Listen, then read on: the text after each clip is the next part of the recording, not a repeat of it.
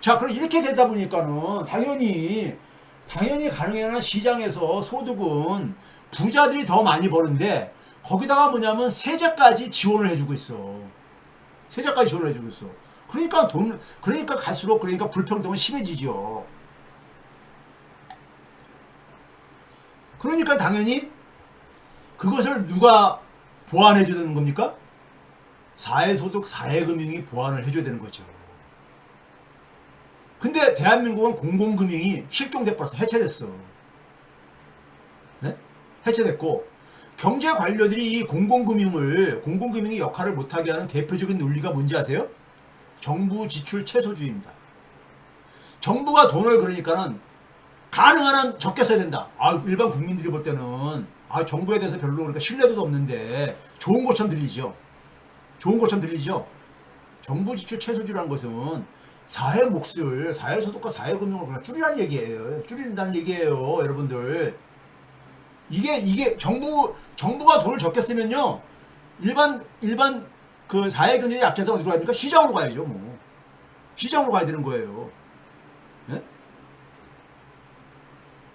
자, 그러면서 문제는 뭐냐면 이게 지속이 불가능합니다. 좋은 정부 지출 최소주의 이게 구조가 됐는데 이게 지속이 불가능해. 왜? 자본을 이익을 쫓는 이 경제 관료들은 세금을 가능한 한 지금 깎고 있잖아요. 특히 부자 감세를. 네? 부자 감세를 깎고 있잖아요. 그래서 이게 불가능한데 왜 그러냐? 자, 먼저 여쭤볼까요? 국가채무 겁박론을 제가 여러 번 얘기했죠. 국가채무하고 국가신용등급은 아무 관계가 없다. 아무 관계가 없다. 네? 내가 얘기했잖아요. 대한민국 여러분들 외환위기 터졌을 때 10% 정도 안 됐었어요. 국가채무 GDP 대비. 네? 근데 지금 50%까지 이렇게 넘어서도 네? 국가신용등급은 쫙 올라갔잖아요. 그 이후에 7단계나요. 관계없다 그랬잖아요. 기본적으로 정부 채무에 있어서 가장 우리가 핵심이 되는 건 뭐냐면요. 이자 부담입니다. 이자 부담. GDP 대비 이자를 부담할 수 있느냐입니다. 일본이 빨간색이고 파란색이 한국이에요. 지난 2022년도부터 금리가 올라가면서 좀 이제 올라갔지만은 되게 보게 되면 1% 밑에서 우리 지속됐잖아요. 1% 밑에서. 감당이 가능한 거야.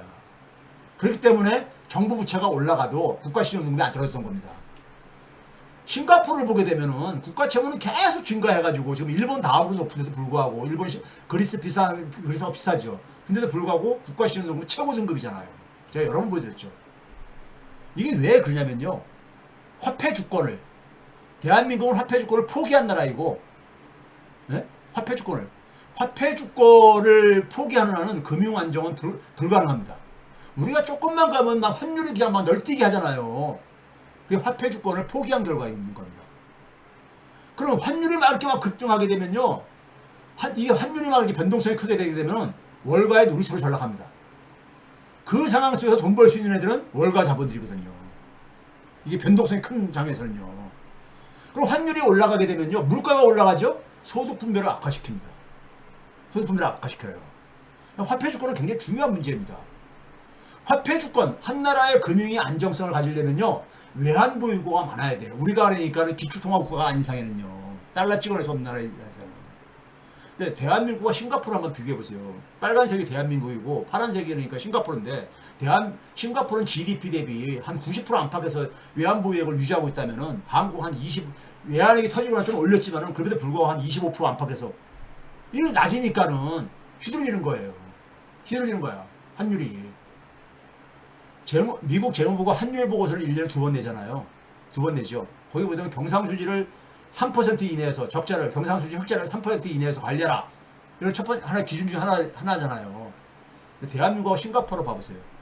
싱가포르는 보통 18% 안팎까지 경상수지 흑자가, 싱가포르가 19년도부터 그러니까 여기에 이 환율 보고서에 포함됐는데 19년도 보게 되면 얘들은 개의치 않아요. 미국이 그러니까 무슨 뭐 경상수지 흑자 무슨 3% 이내에서 관리 이런 거 그냥 무시해버려요. 경상수지가 왜 중요한 겁니까? 예? 외환 보유고를 확보할 수 있는 가장 지름길이거든요. 이게 핵심이거든요. 그렇죠? 그러다 보니까는 그럼 경상수지를 확보하려면 어떻게 되느냐? 화폐 주권이 작동돼야 되는 거예요. 자기들한테 필요로 하는 환율을 그러니까는 안정시켜야 되거든요.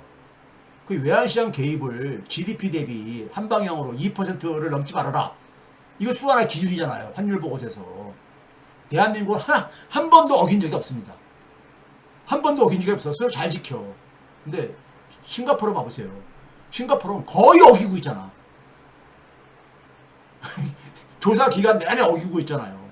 제일 낮은 때가 여기 보게 되면 4.6%이고 높았으니 28.4% GDP 대비입니다. 예? 그렇다고 해서 싱가포르가 무슨 뭐 저기 외환 저기 이 소위 말해서 외환 조작국으로 지정된 적 한 번도 없어요. 얘네들은 뭐라 그러냐면은 이건 통화정책의 저거다. 통화정책의 결과다 이거 이렇게 얘기해요. 소위 말해서 그러니까 싱가포르 달러가 너무 강해지게 되면 물가 하락 압력이 있어가지고 디스인플레 압력이 있어가지고 그래서 이 개입을 한다 이런 얘기를 하고 그래요. 화폐 주권이 확보가 된 나라하고 안 된 나라의 차이입니다. 자, 그러면 이제 공공금융 역할을 최소화시키자는 것이 이게 바로 대한민국 경제 관료들이 지금 하고 있는 거예요. 그러니까 자본들이 볼 때는 얼마나 이뻐. 세금도 깎아주지 자기들을 위해 가지고. 그리고 자기들한테 의존할 수밖에 없게 만들어주고 앉아있지. 이렇게 하고 있거든요. 자, 그럼 제가 아까 얘기해서 그랬잖아요. 우리나라 국가채무는 기본적으로 국고채, 발행한 채권, 국채에 이자를 부담할 수 있느냐, 능력이 되느냐. 이것만 된다면 국가채무는 유연하게 관리하면 되는 거예요. 싱가포르가 하듯이. 그 다음에 외국인들이 투자한 국채에 대해서는 외환보유액을 확충하면 되는 거예요. 방어할 수 있는. 싱가포르는 지금 정확하게 그런 방식으로 하고 있잖아요. 근데 우리는 그걸 안 하죠. 왜 안 하냐? 월가가 요구한 대로 하고 앉아있으니까. 월가가 요구한 대로 하고 앉아있으니까요. 네? 그러니까 주권국가가 아니죠. 경제적으로 보게 되면. 대한민국은요. 그러니까 우리나라는 기본적으로 외환위기 이전에는 재벌자본이 김영삼 정부 때부터 재벌자본이 그러니까 경제관료들의 그러니까 머리 꼭대기에 있었다면은 그 외환위기 이후에는 월가자본을 등에 업은 국내 금융자본들이 이 기재부들을 두 명의 시어머니를 모시고 있는 거죠. 경제관료들은요. 네? 그래서 거기에 걔네들이 원하는 방향으로 국가 정책을 설계하고 그러는 거예요. 이거 봐보세요. 제가 이거 여러 번 보여드렸죠. 대한민국 2000년도부터 기재부가 원하는 재정규칙, 소위 말해서 관리수지 기준으로 GDP 대비 3% 이내 적자를 관리하겠다. 관리 안 된 적이 2009년 금융위기 때하고 2020년 코로나 위기 이전에는 한 번도 없었어요. 코로나 이전에는 금융위기 때를 빼놓고는 한 번도 없었어. 근데도 국가채무는 계속 증가했잖아. 국가채무는 계속 증가했거든요. 그 얘기는 뭐예요? 그러니까 이 국가채무가 계속 증가하니까 이걸 가지고 뭘 가느냐? 재정지출을 줄여야 되겠다 이거야. 이 논리를 쓰는 거야. 재정지출을 줄이게 되면 당연히 일반 국민들은 어디로 가야 되느냐? 시장으로 가야 되는 거지. 시장에 민간금융에 의존할 수밖에 없죠. 네? 그러니까는 민간금융들 돈벌이 해주고 자본도 돈벌이게 해주는 거죠. 네? 진짜로 만약에 그러니까 근데 이게 왜 생기는 겁니까? 기본적으로 재정적자를 이렇게 관리했는데도 불구하고 왜 국가채무가 증가했어요? 이건 기본적으로 뭡니까? 들어오는 수입이 적은 거죠. 정부의 수입이 너무 적은 거지. 그러면 증세를 해야 되는 거잖아요. 근데 증세는 자본의 이익에 반하는 거잖아. 세금은 기본적으로 고소득층이 많이 내게 돼 있으니까. 그러니까 증세를 안 하면서 재정 적자를 아무리 잘 관리해도 국가채무는 계속 증가하게 돼 있어. 그러니까 이러한 상황 속에서 계속해서 뭘 얘기합니까? 예산을 재정 건전성을 위해서 예산을 계속해서 축소하겠다는 예산 편성을 줄이겠다는 거 아닙니까? 그러니까 어떻게 돼요? 경기가 계속해서 나빠지지요. 경기가 나빠지니까 정부의 국세 수입도 줄어들지요. 그러니까 악순환이 되풀이되는 이유가 바로 여기에 있는 거예요. 그래서 제가 지속이 불가능하다는 거예요. 재정 지출 최소주의는 지속이 불가능한 거예요. 근데 얘네들은 뭐냐면 그게 불가능해서 아직 파산이 되든 말든 그건 관심 없는 거예요. 지금 당장 이게 자본한테 이게 도움이 되는 거냐 안 되는 거냐 이게 필요 없는 거예요. 이들은. 그래서 제가 국가채무 통제 안 하는 거냐 못 하는 거냐. 재정지출 최소화의 필요 조건은 뭐냐면요. 재정지출 최소화하려면 뭡니까? 사적금융에 대해서 의존이 심화될 수밖에 없어. 국민들이요. 그 필요 조건 이 재정지출의 재정지출 최소화를 하기 위해서 국가채무 겁박론을 계속 얘기하는 거예요. 근데 문제는 그렇게 하게 되면은 이거를 해결할 수 없다고 그랬잖아요. 국가 채무 증가하는 걸요. 그러니까 국가 채무를 통제하고 싶으면 증세를 해야 되는데 이걸 외면하잖아. 왜? 자본의 이익이 충돌하니까. 이건 외면해. 그러면 증세를 안 하는 상황 속에서 결국은 뭡니까요? 국가 채무 안 증가하게 하려면 어떻게 됩니까? 그러니까 최근에 나온 얘기가 부가세를 인상해야 되겠다. 부가세가 뭐예요? 소비세잖아요. 소비세는 뭡니까? 부자나 가난한 사람이 다 똑같이 내는 세금들. 예? 그러니까 대다수 국민들, 가뜩이나 어려운 국민들한테 그걸 전가시키겠다는 거지. 예? 국세 수입이 줄어드니까는. 예? 그러면은 지금 가뜩이나 가게들이 그러니까 소비 여력이 없는데 여기다가 부가세 인상까지 해보세요. 더 소비는 줄어들죠. 내수는 더 위축되지죠. 성장이 둔화될 수밖에 없죠. 지속이 불가능한 거예요. 최근에 한번 봐보세요. 하반기 경제정책 발표하면서 윤석열이 이재명이 그러니까는 뭐 13조 전, 왜 13조만 하냐, 뭐 100조를 하지, 뭐 어쩌를, 뭐 저기 이런 얘기 했잖아요. 예? 100억을 하지, 무슨 뭐 저기 뭐 이런 얘기, 주식 주지, 막 이랬잖아요. 10억 주지, 100억 주지, 이런 얘기 했잖아요. 참, 진짜, 대통령이라는 사람이 그렇게 입이 가볍고 무식해가지고, 그러고 내놓은 대책이 뭡니까요? 소상공인들한테 25조 지원하겠다는데, 25조의 대다수가 뭔지 아세요, 여러분들이요? 지금, 자영업자들이 지금 뭐냐면은 그동안에 빌린 돈들 대출로 주로 지원해 줬잖아요. 지금요. 그동안에 예? 자영업자들이 어려움을 그러니까는 대출 받을 수 있게. 그런데 그걸 못 갖고 있는 거잖아요. 원리금을요. 그래서 연체율이 자꾸만 높아지고 있는 거잖아요. 예? 그러니까 이게 연체율이 자꾸 높아지는 상황 속에서 이게 왜 생기는 거예요? 장사가 안 돼서 생기는 거잖아요. 원인은요. 장사가 안 되는 문제를 해결해 주는 게 아니라 지금 어떻게 나왔습니까요? 그 원리금을 상환하는 거, 대출금을 상환하는 것을 연장시켜주겠다 이거야.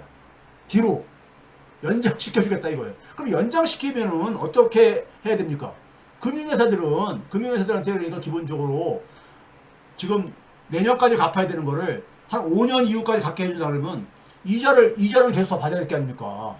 그리고 자영업자들이 굉장히 그러니까 지금 신용도가 떨어져 있어. 네? 잘 못 갚고 그러니까요. 그럼 뭡니까? 이 애들한테 5년 동안 연장해 주려면 얘들 뭘 믿고 이거 연장해 주느냐? 이거 뭐 해소 못하면 어떻게 하냐? 그러니까 직업 보증을 해줘야 되죠. 신용 보증을요.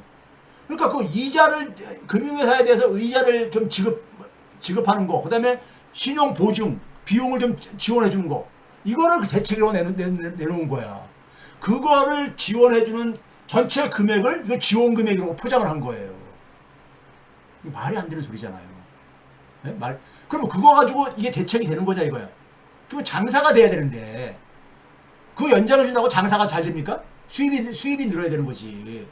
그래서 대출금을 갚고 그래야 되는 거잖아요. 그러면서 뭐냐면 야당이 얘기하는 건 포퓰리즘이라고 얘기하는데 자기들이 하는 거 한번 해보겠어요. 이번에 내놓은 대책들 이거 과거 민주당 정권에서도 이랬었어요. 문재인 정권에서도 대책을 나올 때 항상 빼놓지 않는 게 나오는 게 뭡니까? 건설 경기 부양. 건설 투자를 15조를 더 증액하겠다는 거죠. 이건 뭐예요? 건설회사들한테 매출을 늘려주겠다는 거잖아요. 건설회사들 매출 늘려주는 건 되고 자영업자들 매출 늘려주는 건 안 돼. 포퓰리즘이야. 그 다음에 또 뭐 나왔습니까? 자동차 개별 소비세 그러니까는 인하하는 70% 인하해 주는 거를 뭐 연장하겠다든가 그 다음에 전기차 지원하겠다. 그건 뭐합니까? 자동차 가격 깎아주겠다는 거잖아요.